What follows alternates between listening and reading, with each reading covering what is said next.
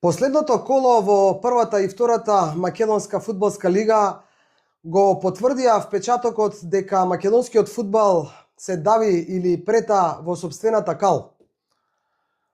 Печаток кој не датира од вчера, кој само се потврди со ова што го видовме во саботата и неделата на терените во првата и фудбалска лига, години назад со сите промени во раководните структури во македонскиот фудбал, во сопствеништвото на самите клубови, можеме да покажеме дека таа кал станува се подлабока и дека македонскиот фудбал не само што ќе го нема на светското фудбалско првенство во Америка, туку и дома длабоко е заглавен и прета во сопствената кал која сам ја произведе.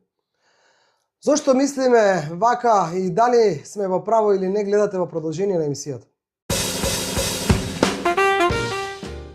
Почнувајќи од саботата попладне, кога Скопски Вардар го пречека Силекс од Кратово на градскиот стадион и имаше можност со победа на Вардар и евентуален кикс на Шкендија на домашен терен против Струга да слави победа, тука некако како да ни почнува ова препелкањето во кал, па продолжуваме потоа наредниот ден во Штип, на теренот на Брегалница, каде што гостуваше Арачиново Шкендија, па таму вака на теренот. Сето тоа не дава да кажеме дека се препелкаме во кал. Сите овие... Од тука ли почнува се, всушност? Не, овие се само два сегменти кога зборуваме за Вардар Силекс, пред се мислиме на празните трибини, на отсуството на еден вистински фудбалски амбиент, на отсуство на луѓе вардарци во момент кога Вардар е на прагот да ја освои титулата. Тоа е навистина еден феномен се поднаполни кој малку негдека на почетокот на надпреварот јужната трибина, но сето тоа е бледо, не шампионски, не победнички, не онака како што го паметиме Вардар од минатата година. Апсолутно тоа ми е зборот и во продолжение на емисијата малку ќе елаборираме таа ситуација на Вардар, едно наше мислење, да видиме дали може тука нешто да се промени. Од друга страна, опозит од Вардар во Штип се наполни во стадионот. Штип имаше доста солидна бројка, иако тоа не е изненадување за Штип. Штип знае да ги полни трибините и на помалку значени и важни надпревари, но она што фудбалската јавност имаше можност благодарејќи на директниот ТВ пренос да го види оној, да кажам, не фудбалски амбиент, не фудбалски случувања, она црнило во македонскиот фудбал, без да навлегуваме кој е виновен за тоа и дали некој фудбалски момент го предизвикал тоа однесување на фудбалските актери, тоа е нонсенс. Мислам, зборуваме нешто... за истрчувањето на луѓе од трибината долу на теренот зад голот, тоа што се гледаш, така? Па тоа е нешто кое го немало во македонскиот фудбал или го имало во многу помали мерки и органите на редот, комесарите за обезбедување, надлежните лица реагирале брзо и сето тоа било ставено под контрола. Ова беше далеко од брзо. Имало емоции кога газда на клуб, собственик или тренер или не знам председател на екипа ќе влета на теренот нешто изнервиран, изреволтиран од судиска одлука, од однесување на противничките фудбалери и така натаму. Меѓутоа, сето тоа било брзо ставено под контрола и се знае тука редот. Во Штип, пак ќе повторам, без да анализираме дали досудениот, недосудениот пенал, било пенал, не било пенал, беше искрата за сето тоа. Или корените се можеби многу подлабоко во самиот македонски фудбал, надвор од Брегалници од Шкендија Рачинова. Или ако на сето ова додадеме кои испаѓа од првата лига, кои три клуба испаѓаат од првата лига. Тоа е калта во која македонскиот фудбал. Не е само немилите сцени и оној циркус, она црнило кој го видовме во Штип, или она бледило кој го видовме на градскиот стадион. Па бледило и од играта, да кажам, ама да не анализирам сега толку на тој момент. Те гледам дека си особено чувствителен и погоден од случувањава во Штип, како да не можеш да веруваш дека тоа му се случува на градот Штип, дека тоа му се случува, дека се случува на Брегалница и на сите оние луѓе кои што ги знаеш, не ги знаеш од времето, кои што беа задолжени за да се помине во мири нормално, да кажам. Од оно што го прочитавме денес, ден по надпреварот, гостите немаат забелешки на пречекот, па дури и на испраќањето на фудбалерите и на самата атмосфера пред почетокот на надпреварот. Меѓутоа, да имаш официјален комесар за надпреварување и од домашните, од фудбалски клуб Брегалница, да имаш комесар за надпреварување од фудбалски клуб Шкендија Рачиново, да имаш официјален комесар за за обезбедување од Фудбалската федерација на Македонија. Да имаше еден куп полицајци и специјалци, оние популарните желки и униформирани лица, и сето тоа да не може да се смири, нивелира и регулира Тој траеше за 30 секунди за една минута. Зборам на начин сите законски норми и правила кои ги предвидуваат и фудбалската игра, а и законот надвор од фудбалската игра. Чи не може кој како ќе му текне да се шета на среде фудбалскиот терен затоа што некој досуди пенал кој не постоел против неговата екипа. Мислам, малку те разбирам што кажуваш, но се чувствува кај тебе денеска дека така ќе се обидам да бидам отворена без да ми се налутиш, дека дури како да беше среќен што вчера не заминавме за Штип, откако го виде тоа што се случи. Плановите беа да одиме, но не е сега важно, не бевме. И некако се чувствуваше среќен сега. Не е вистински израз среќен, но некако не тагуваше затоа што не беше таму. Значи, за тие што не знаат, треба да знаат дека Мијалче Дургутов е пораснат до фудбалското игралиште, до фудбалскиот стадион во Штип. 63-64 година, кога јас сум имал 2 години, Брегалница била шампион на Македонска фудбалска лига, на тогашната Републичка лига, била државен шампион. Играла квалификации за влегување во втора сојузна лига на Југославија со будуќност од Подгорица и влегла во втора сојузна лига на Југославија. Па немало таква еуфорија, радост или не знам као кој знае што Штип да направил. Сето тоа било умерено со спортски работници, со луѓе, со фудбалери кои гинале за Брегалница. И секоја чест нова Брегалница што го прави со водство на актуелниот претседател, на актуелниот градоначелник, на шефот на стручниот штаб. Меѓутоа да се дозволи еден ваков циркус. И да не речам, извинете ми, едно вакво славие како Брегалница да освоила Лига шампиони. Значи Брегалница по 5 пат се враќа во првата фудбалска лига со 5 градоначелник во незината историја. Тоа е успех. Да не испадне дека тој е успех. Каде е имиджот на Брегалница? А зашто не може да остане во првата лига? Значи Наташа да бидат паркирани 5 автобуси зад голот на Брегалница, додека се игра на превар. Ја не знам кои се тие 5 автобуси на 20 метра зад голот на Брегалница. Да, се гледа на телевизија. Од другата страна да има 25 коли како да дошле од УЕФА, од ФИФА или делегации, не знам, од Обединетите нации, па морале со автомобили да влезат на самиот стадион. И да дојдат прекрасни 3000 луѓе кои сакаат фудбал. И да сето тоа да не може да се организира. Тоа не личи на Брегалница. Јас така гледам на работа. Не личи на Брегалница. Го знам Владко Костов 40 години. Не 30. 40 години.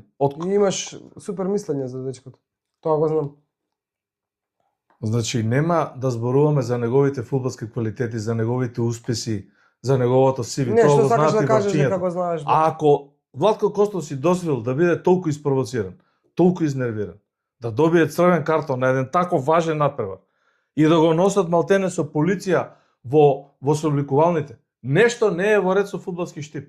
Фудбалски Штип е во истата кал во која е и Скопски Вардар, и Скопски Работнички, и Македонија Ѓорче Петров, да не речем и Шкупи, сите викаат Шкупи е некаков, не е правен наследник, меѓутоа фудбалски наследник на слово ја го магнат од почетокот на 90-тите години, кога на Чаир се играло фудбал, кога на Чаир не можело ни во сон да има инцидент.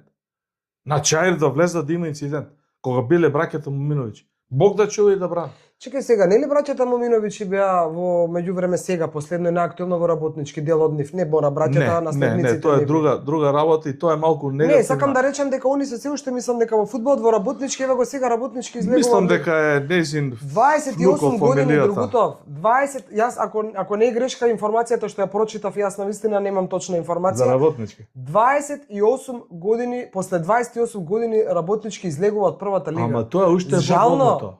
Наташа, ова што се случи во Штип, ќе го трнеме на страна. Тоа ќе се занимаваат за тоа органите, ќе се занимаваат и ќе си го решат. Уште една само ќе потврдам дека на Брегалница не личи тоа и Штип не е познат како фудбалски град со такви случувања. Кратко и јасно. Добро, тлееше малку сега, нема да ги бранам, тлееше малку кај Штипјани. Историјата не памти таков сериозен инцидент.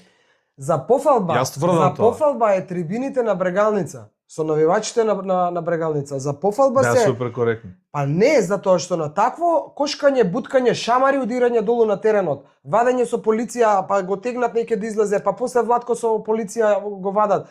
Значи немаше, а тоа е отворено се, сме биле. Чекај сега да не одиме удлабочено. Сакам да речам немаше ни едно стаклено, едно Значи, пластично сериозен шише комесар фрлено. за обезбедување 10-15 минути пред почетокот на напредот ги вади сите што не се службени лица надвор.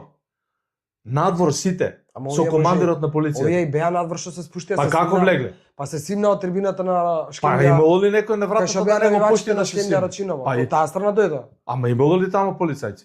Имало ли редари? Па ти треба да го организираш тоа. Како секој може да влезе од секоја страна и да се шета. И ќе трчаат по него редарите и полицајците. Ајде, молим ти се. Ова сега не е Не, на сметка на Шкендија Рачиново, повеќе можеби на сметка на организаторот и повеќе на општа сметка каде што не сме да Значи се ова е на случуваат вакви сметка на работи. македонскиот фудбал. Така. Ова тоа не е за Штипе за Шкендија Рачиново. Ова е дел од македонскиот фудбал. Исто како што е дел од македонскиот фудбал испаѓањето на 3 екипи кои се поранешни шампиони на државни шампиони на македонската прва фудбалска лига. Зборуваме за Работнички, за Македонија Ѓорче Петров и за Шкупи. Ајде малку да се задржиме и на оваа тема Македонија Ѓорче Петров, Работнички, Шкупи, немањето публика на Вардар, па во продолжение на емисијата повеќе на оваа тема. Со официјалното излегување од првата лига на Скопски Работнички како да останува тажен градскиот парк без овој свој прволигаш и тажно ќе биде и тоа што нема да можеме да го гледаме Вардар против Работнички како дуел, како некое градско дерби, тажно ќе биде за сите оние скопјани кои што го сакаа Работнички, како што Вардар има свој навивачи што го сакаат, така има и Работнички луѓе што го сакаат. Значи, јас само знам десетина да ги избрам на раката, да не кажам повеќе. Тажно е ова што ни се случува во македонскиот фудбал, за Работнички, за Македонија Ѓорче Петров, која само среќа и радост беше кога се пласираше и се врати во првата лига. Па известувавме од терените на ФФМ кога го освоија купот против Струга. Во еден дожд како сега се Значи, сеќавам. фудбалот е сурова игра и има такви случаи, ако не се толку екстремни, во највисоко развиените фудбалски земји. Зборувам за Англија, Шпанија, Шкотска, влегуваат, излегуваат. Меѓутоа, кај нас, ова условно кажано фудбалска кал, која сами си ја произведовме ние. Да може секој да игра во прва лига кога сака, па нешто не му се бендисува како лани гостивари Воска и Беса, да си излезат од прва лига. Не сакаат да играат. Тоа го нема никаде. Тоа е нонсенс. Тоа е нонсенс. Втора работа. Да испаѓаат во една сезона 3 екипи кои биле државни прволигаши. Значи, Работнички 5 титули, Македонија Ѓорче Петров 1, Шкупи 1. Испаѓаат од прва лига. Тоа не е добро за македонскиот фудбал. Ајде да те прашам сега. Значи да збориме, извади ги ракавиците и да разговараме. Ајде. Бидејќи не можеме поинаку да излеземе од собствената кал, ќе се додавиме и ќе се удавиме во незе ако не ги извадиме ракавиците и ако не зборуваме. На страна симпатиите секој спрема својот клуб. На страна. Кој го сака Работнички, кој го сака Вардар, кој го сака, не знам, Шкендија Рачиново, Шкендија Тетово и победа и така натаму. Победа. Еве сега ми дојде да кажам. Победа. Па за греота. Па тие прилепчени тоа што го имаат им е клубот. Победа отиде излези од втора да лига. те прашам, ако има факт дека подпредседател на фудбалската федерација е прилепченец, Маријан Стојковски Манта, поранешен фудбалер на Победа, долгогодишен, еден од најдобрите. Може би влегува во идеалниот тип. Миле наш пријател од Австралија. И актуелен подпредседател на Победа и Победа стадионот Гоце Делчев се распаѓа, малтене овци и кози пасат, такви се информациите. Победа игра трета лига. Сега за тоа реков да ги извадиме ракавиците. Кој е тука виновен? Шкендија Тетово, Шкендија Рачиново, Арсими, Башкими? Кој е виновен тука? Никој не е виновен. Значи ова ние го зборуваме без да напаѓаме. Ние се обидуваме да ја направиме платформата. Па точно тоа сакам да речам, не ми се виновни никој. Не е во калта, да ми извините од како дојде Масаро Мерагич на чело на фудбалската федерација, а остана пајташите во управниот одбор кои имаат стаж по 10 и кусор години. Па дури некои од нив се и напредени на комесарски позиции, но тоа е друга тема. Значи, ова оди многу наназад. Ако Македонија Ѓорче Петров со Пеце Асива покојниот за жал, играла во европските купови, начело со Зоран Стратев Жути како тренер. Работнички го пречека Ливерпул на градскиот стадион. Играше со Ливерпул во европските купи. И сега? Со Драган Поповски, славниот Попе, предводен етаблиран. Ама многу Елиф зборуваш. Елмас излезе од работнички. Значи, толку многу убаво зборуваш и затоа велам да ги извадиме ракавиците. Зошто велам така? Значи, никој нас не ни е виновен, нити на работнички некој му е виновен. Не. Нити на, Победа. не знам, на победа, нити зборувам А кој е некој. виновен на Брегалница за инцидентот? Самите они се виновни што дозволија. Па Да им до кога? влезе да се шетаат. Па до кога вака? Значи, работите... Ајде вака, само сакам, извини малку, само сакам да те насочам на еден момент да не ми избега од умот. Социјалните мрежи вријат албанци против македонци, македонци Не, против не е албанци. проблемот. Дозволи само молим те се. Овој бил крив. Албанците пишуваат сакале додат да играат во Лига на Косово во Албанија, македонската лига не им била Среќен им добра. пат ако сакаат. Македонците проблем? од друга страна Ама испаѓаат од лига, не Чекај, знам дали го кој е вика крив. тоа официјално Дозволи клубовите уште или ова. навивачите шпекулираат? Новиот, односно не нов веќе, Масаро Мерагич им е виновен на сите за се ова што се случува. И уште ова да го кажам, Пурамен, извршниот директор на Вардар, е виновен затоа што нема публика на градски. Не е така.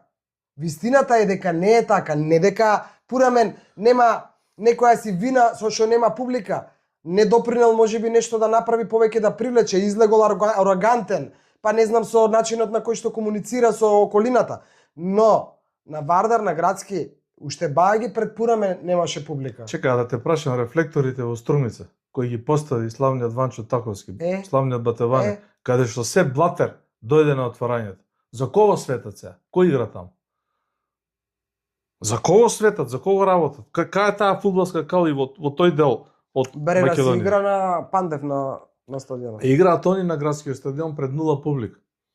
Пред нула публика. тоа сакам. Академија Пантев, Брера Пандев ги продаде акциите на Брера, влегоа некои американци со италијански капитал и сето тоа испомешано. Тоа е тоа што се давиме во собствената кал. На ова со клубовите и со екипите, ќе го кажам само уште следново, и со македонската фудбалска репрезентација е исто. Не ни чинеше едниот селектор, другиот, третиот, четвртиот, шестиот, седмиот, не знам кој веќе. Македонија не е на светско првенство. Македонија сега има, еве го прочитав, Гоце Седловски излезе со изјава дека атакува сега на пласма на европско првенство. Па тоа плукање против селектори, па тоа ние не знаеме каде водиме, ние се давиме во собствената кал. Пред да поминеме на репрезентацијата и на фудбалска кал за која јас сум пишувал пред скоро 20 години. Кога Македонија ја победи Хрватска во Скопје, ќе го објасним и тоа.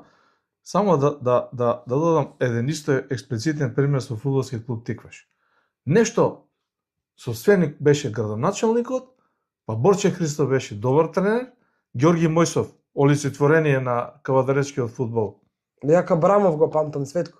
Да, Кабрамов, сите тие беа во Тиквеш, сега не се дојде некој турски газди и го избркаа Борче Христов со клоците надвор, а Борче Христов им донесе 40 бодови.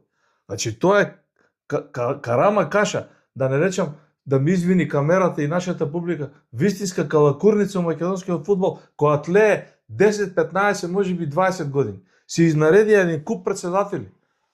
Илчо Ѓорѓевски. Не знам каква пријава. Хари Хаджеристиски, беше викан исто така кај органите нешто местење, не местење. А сакаш пријави за председателите на ФФМ да кажеш? Да не зборувам за последниот, муваме се едини, притворен, во притворле, еве, не знам, се извинувам, немам официјална информација.